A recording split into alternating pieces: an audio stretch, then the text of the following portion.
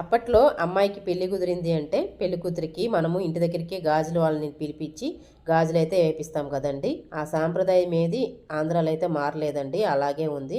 ఆంధ్రాలో వచ్చేసి గాజులు వాళ్ళు వచ్చేసి ఇప్పటికీ ఇల్లు తిరిగి అమ్ముకుంటూ ఉన్నారండి.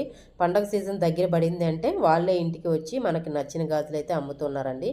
నేనైతే చెన్నై నుంచి వెళ్ళేటప్పుడే గాజులు అయితే తీసుకెళ్ళాను మా తోడుకోళ్ళకి, అలాగే మా అత్తమ్మకి అయితే తీసుకెళ్ళానండి. ప్రతిసారి వచ్చేసి మా తోడుకోళ్ళు కూడా తీసుకొస్తారండి గాజులు. ఈసారి టైం లేక తీసుకురాలేదంట. సరే తన దగ్గర వచ్చేసి నాకు మా అత్తమ్మకి ఒక జత గాజులు అయితే తీసిచ్చారండి.